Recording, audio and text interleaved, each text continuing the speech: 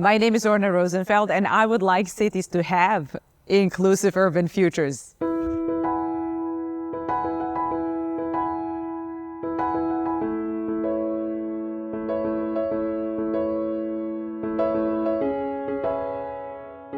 My name is Dr. Orna Rosenfeld, and I am an independent advisor in housing and urban affairs.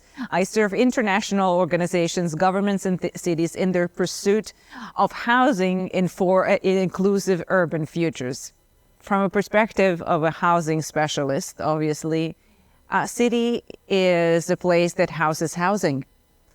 Because if we are thinking as urbanists and architects about housing, we think that this is one of the urban functions that maybe is not so exciting. But if we imagine a city, and if we imagine a map of the city, especially in our AutoCAD, and we turn off the layer housing, we are not really left with much of the city, because who will go to the museums, and who will use education, and who will use transport?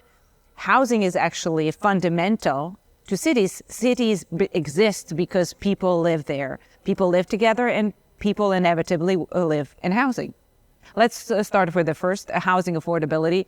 I think when we're looking, around the world, we see that our housing systems are rich and diverse. Every single housing system in the world, looking the global north, global south, is different. But something that really connects us all at this moment is the challenge of housing affordability.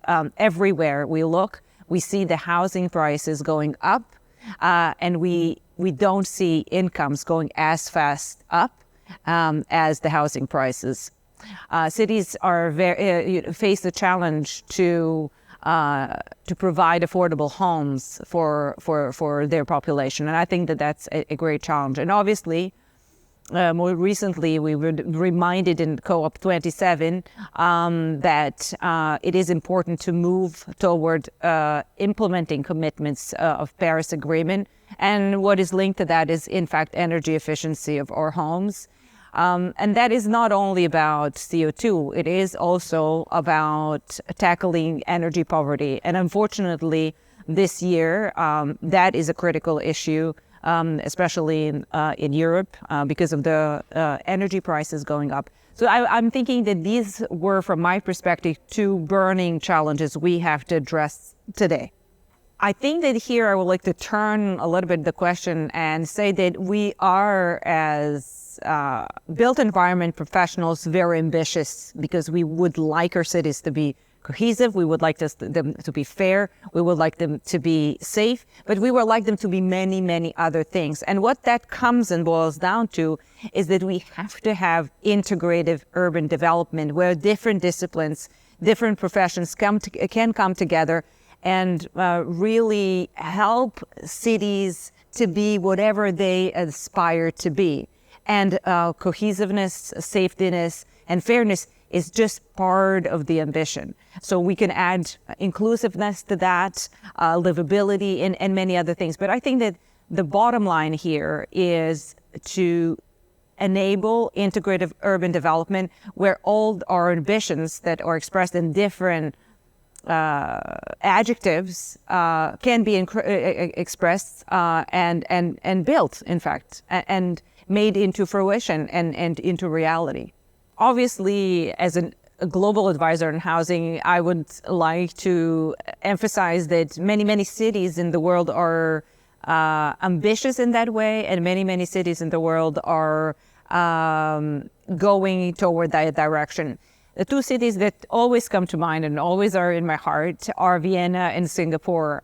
They are really winners on many awards in that sense as well. But they are some of the places that address housing of affordability in the most efficient manner, and they're staying in their course, even though they are not the norm in their context.